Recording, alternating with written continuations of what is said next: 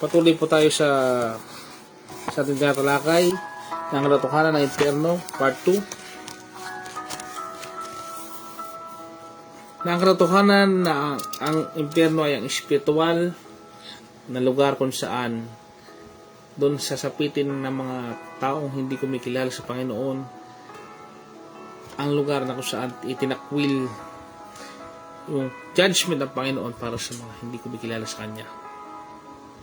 Sinasabi ng banal na kasulatan, ito ang lugar na kung saan nagngangalit ang hiping, garnishing of teeth. Matthew chapter 8 verse 12, chapter 13 verse 42, and chapter 25 verse 30. Itong katotohanan na ito ang magsasabi sa atin yung mga sinasabi ng Panginoong Hesus na talaga mag-ingat tayo sa impyerno na yan. Kaya nga ibinigay niya yung kaisa-isa niyang anak, sabi ng John chapter 3 verse 16, upang sino man ay maligtas at hindi mapahamak. Kaya niya nga ibinigay yung sakripisyong yan upang yung tinding parusang yon, meron pa rin mercy ang Diyos. Yun yung buhay na walang hanggan sa pamagitan ng kanyang bugtong na anak. In 2 Peter chapter 3 verse 12, the Lamb of God shall be the only light. Siya lang po ang kaliwanagan. Siya lang po yung daan sa kaligtasan. Revelation chapter 21 verse 23. Since hell shall be totally separate from the glory of His power. 2 Thessalonians 1 verse 9. It shall be characterized by the blackness of darkness. Yan po yun. Kung walang Diyos, yan po yung kadiliman. Yan po yung kasasapitan ng mga taong hindi kumikilala sa Kanya. Sapagkat hindi nila kilala ang Diyos, malalayo sila sa Diyos. It is described the second death. Revelation chapter 2 verse 11, Revelation chapter 21 verse 8. Jesus made reference to two deaths which carry the idea of finality with them. In Matthew 10 verse 28, kill the body. This is the first death. Destroy both soul and body in hell. This is the second death. Dalawang kamatayan po. Death means separation. Hence, there are two separations. Separations of the body from the spirit. And the first separation of body and soul from God. The second separation.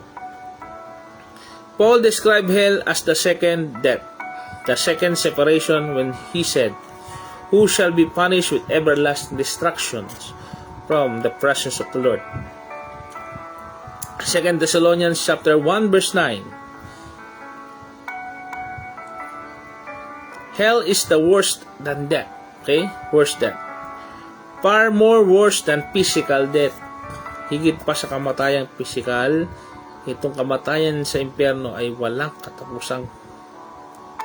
Hindi ka mamatay-matay sa paghihirap. Ito po impyerno.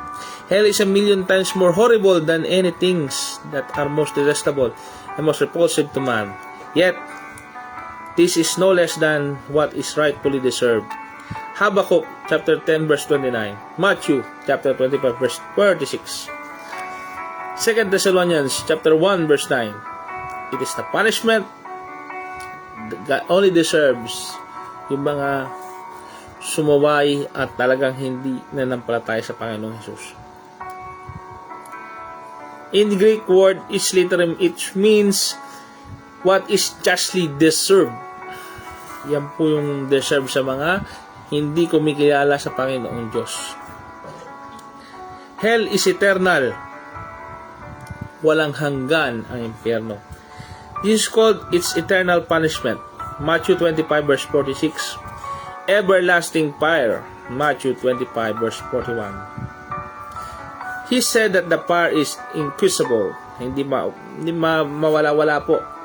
Mark chapter 9 verse 43. He said that hell is a place where their worm dieth not, the fire is not quenched. Mark 9 verse 47. This is a reference to the valley of Hinnom, garbage pit of Jerusalem, to the maggots and worms who preyed on the garbage and dead bodies by Jesus emphasized that hell is never ending.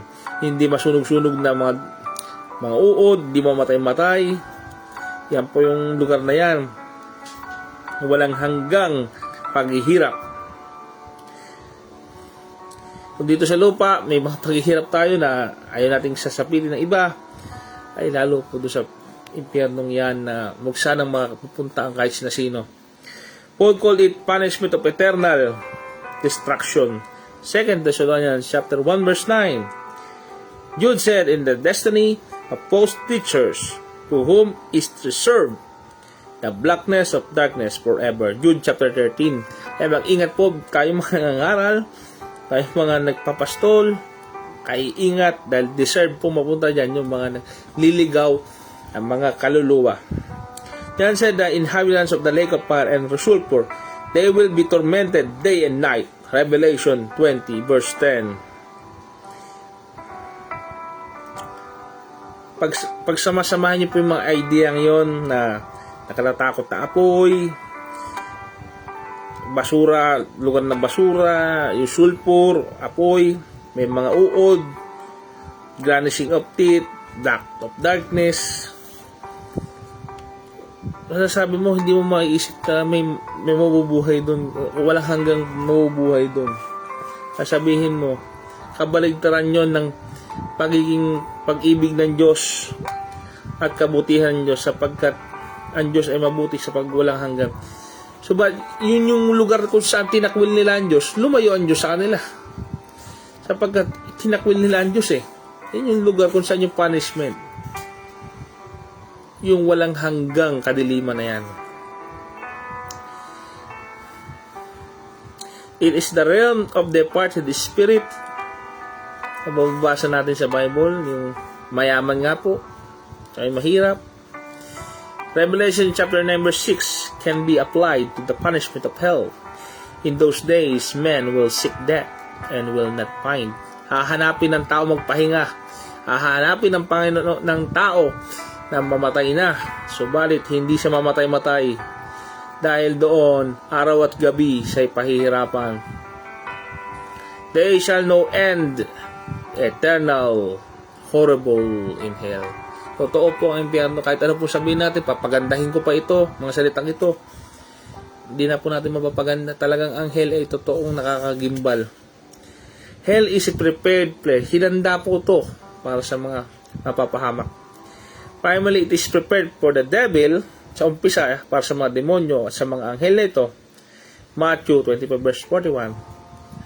Ito po ay hinanda rin naman, secondarily, it is prepared for those who follow the devil. Pag sinunod nyo ang demonyo, yan ang mangyayari. It prepared for the immoral.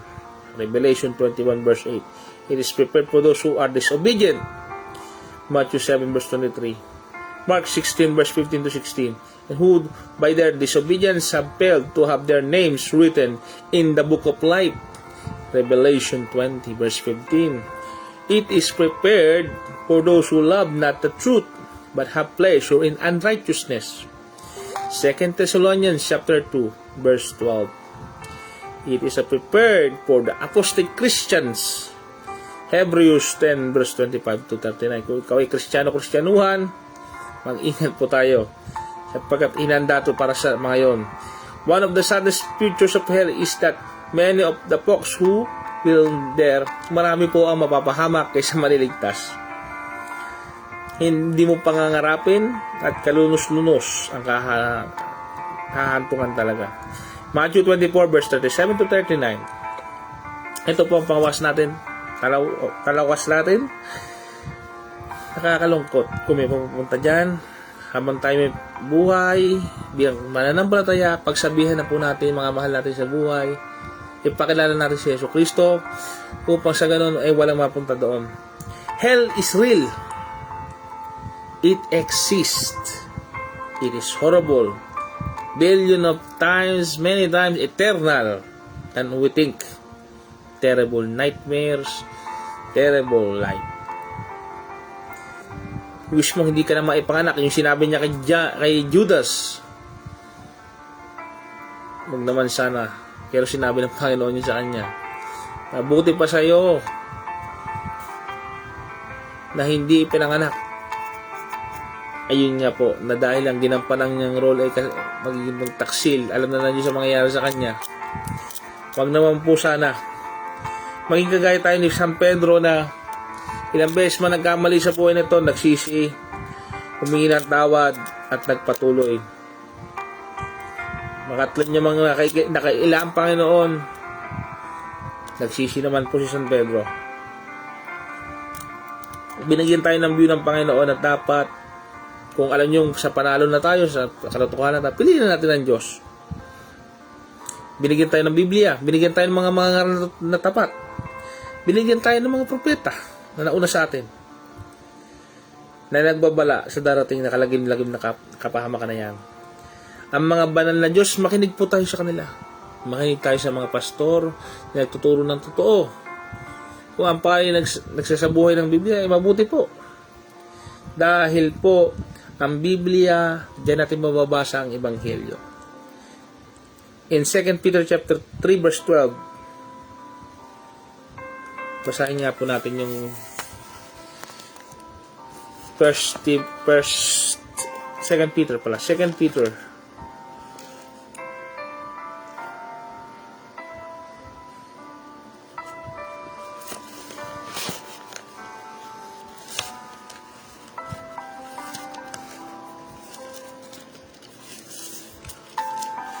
Second Peter chapter 3 verse 12. Na ating hinihintay at pinakananasa ang pagdating ng kaarawan ng Diyos, na dahil dito ang sangkalangitan ay nagdiningas ay mapugnaw at mga bagay sa langit at ay matunaw sa matinding init. Merong kalagim-lagim pong judgment na darating talaga sa atin. Kaya tayo mag-isip. Huwag natin pababayaan ang pagkakatipon. Huwag natin pababayaan ang mga pagsisimba natin, magkakasamang Kristiyano, upang magpalalahanan sa darating na araw na paghuhukom. A terrible judgment day. Sa palagay ba natin, ngayong gabi tayo po ay naligtas? Tayo po ay tumanggap sa Panginoong Jesucristo na? You kindly message me, you kindly approach me. I am an evangelist to show you who is our Savior, our Jesus Christ. And I make you know Him.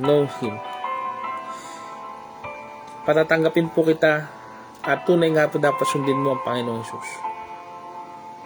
Ayaw ng Diyos na sino man ay mapahamak. Ayaw ng Diyos talaga yan. Kaya niya nga binigay yung isa niyang anak. Pero despite of that, na pinadala niya na nga ang kanyang anak, hindi mo pa rin tinanggap. Yan na po ang kahuli-huli ang result. Yan na po ang kahuli-huli ang hain. Wala nang ibang hain kundi ang Panginoong Hesus. Kaya tanggapin niyo na po ang Panginoong Hesus. Parang awa na po. Upang maligtas po tayo sa kapahamakan. For God so loved the world that He gave His only begotten Son, that whosoever believes in Him shall not perish, but have everlasting life. Christian, mga kapwa ko Kristiyano, huwag tayong patulog-tulog, huwag tayong patamad-tamad sa paglilingkod. Tayo po'y mangaral, tayo po'y magbabala sa mga tao, sapagkat malapit na ang araw ng paghuhukom. Tayo pong lahat ay maglingkuran sa isa na parang bukas na po ang pag-araw ng paghuhukom, sapagkat nasusulat, tayo po ay bibigyan niya ng putong na korona sa sino mang magtatapat hanggang wakas. Tunay nga po na mamuhay tayo sa pamumuhay Kristiyano, sa buhay pananampalataya bilang mga Diyos, bilang nagmamahal sa Diyos. Ito po ang mensahe na paalala bilang pagmamahal sa inyo, ang babala na katotohanan ng impyerno. Amen. Dakilang Diyos, pinupuri ka namin, sinasamba ka namin. Patawarin po kami sa aming mga kasalanan. Hinihingi nga po namin sa inyo, aming mga nagawang pagkukulang sa inyo, sa mga nakalipas na paaraw. Dinadalangin namin sa inyo, Ama. Tagpuin niyo kami. Bigyan niyo kami ng bagong simula upang kami makapaglingkod ng tapat sa inyo. tawarin kami at kami sa darating na panahon kung kami kukunin nyo na ay iiwas kami sa kapahamakan ito. Siya nawa. Amen at amen. Ay magpatuloy sa gawain ng Panginoon.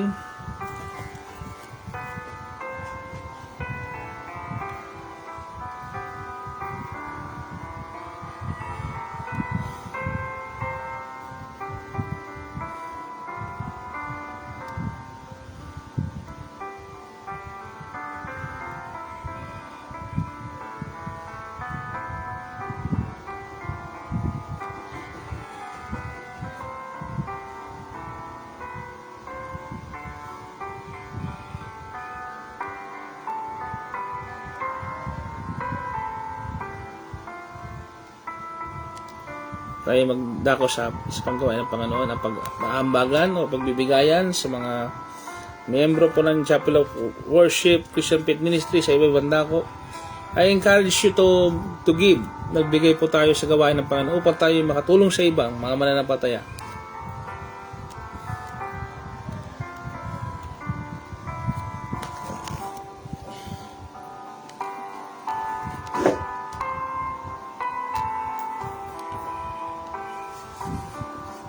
Let us read from 2 Corinthians chapter 9 verse 7.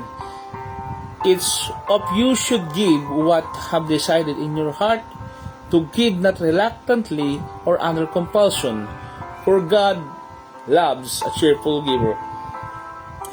Minamahal po ng Diyos, iniibig ng Diyos ang sino mang nagkakaloob ng masaya ang puso at hindi napipilitan. Any kind gifts po, pwede rin po, donations sa aming pananampalataya na pagsasaluhan. Maaari po tayo makatulong sa mga nangangailangan ngayon din po sa ating simbahan. Okay? Magbigay po tayo sa Panginoon. Maraming po salamat sa mga magkakaloob. Okay, we just give our offering, give thanks to our Lord our God. Okay po. Thank you po. You can give in online po, or any kind gift po, in person po. Thank you po. Maraming po salamat sa Kanya. Amen.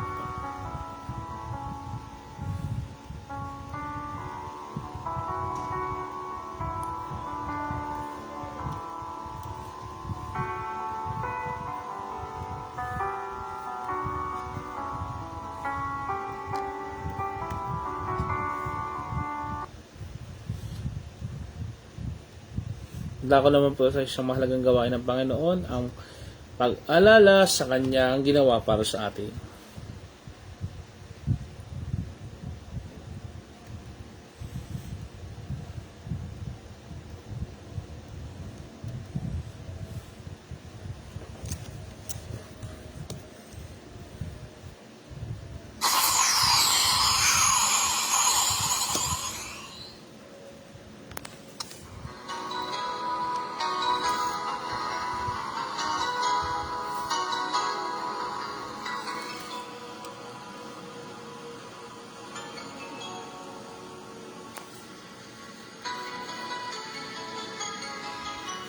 So, yayan ang buhay.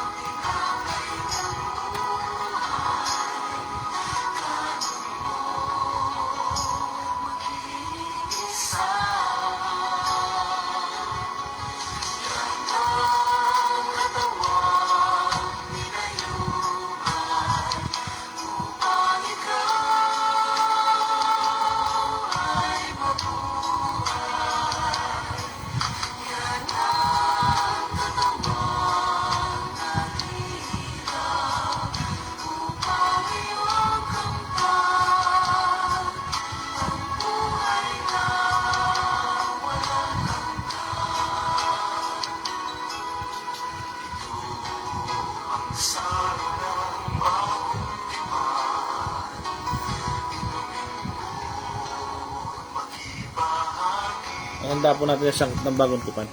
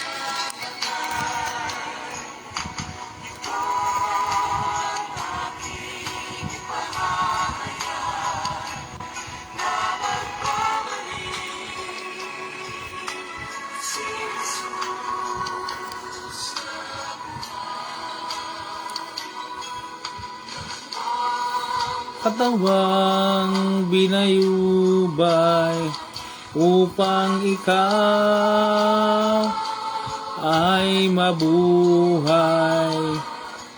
Yan ang katawang naghirap upang iyong kamtan ang buhay na walang hanggan.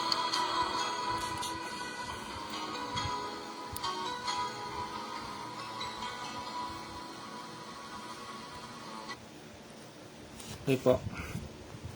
Ating pong alalahanin ang kanyang ginawa para sa atin. Samahan niyo po ako sa pagtanggap ng banal na tulang. Ating pong ihanda ang tinapay na walang lebadura at ang katas ng ubas na simbolo ng kanyang dugo.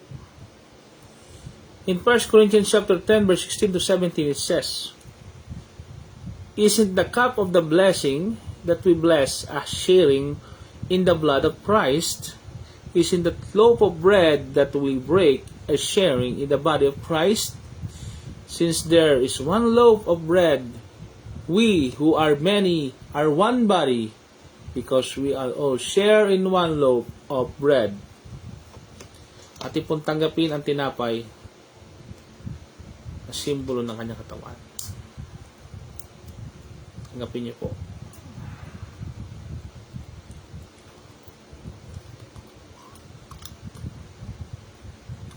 Pakikipag-isa sa katawan ng Kristo. In Mark chapter 14 verse 22 to 25, while they were eating, Jesus took the bread, blessed it, broke it, and gave it to them, and said, "Take this is my body." He took the cup and gave thanks, and gave it to them, and they all drank from it. He said to them, "This is my blood of the covenant, which is poured out of many. I assure you that I won't drink the wine again until the day when I drink it a new way in God's kingdom." Ating alalahanin ang kanyang ginawa para sa atin. Salamat po sa inyong ginawa. Tayo po ay magsalo.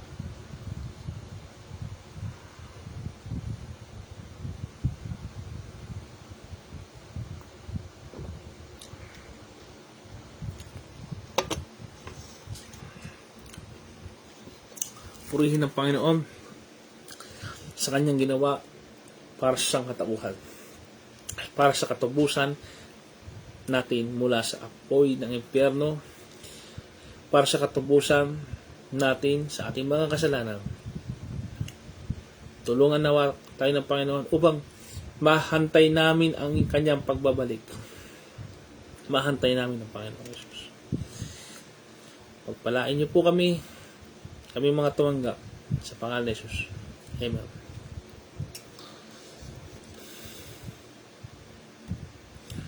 Tayo po'y manalangin sa pagtatapos ng gawain ito. Dakilang Diyos, Ama naming sumasalangit, marami po salamat sa programang ito ng Chapel of Worship Christian Faith Ministries na ipinagkalob niyo po sa amin upang through online, patuloy kami magpatuloy sa pananampalataya. Maraming salamat po sa mga sumabaybay. Maraming po salamat sa kanilang mga buhay. Sa mga tumanggap kay Kristo, I congratulate you na kayo tumanggap sa Panginoon. Nawa ay magpatuloy po tayo sa ating pamumuhay. Kayo po mga tumanggap kay Kristo, ay lumapit po sa amin. Kami mga nagpapatuloy pa rin kay Kristo. At patuloy tayong magsama-sama nang sa gayon ay makamit natin ang buhay na walang hanggan kasama ang Panginoong Kristo. Marami pong salamat at katagpuin ng Panginoon Diyos sa ating mga buhay. Muli, itinataas namin sa Panginoon ang aming mga suliraning problema, lahat ng aming mga iniisip, ang buhay namin na ito ay sa Kanya. Sa mga manonood, ang pagpapala ng Ama, Anak, at Espiritu Santo ay sumanyong lahat. Sa ngalan ni Jesus. Amen. Amen.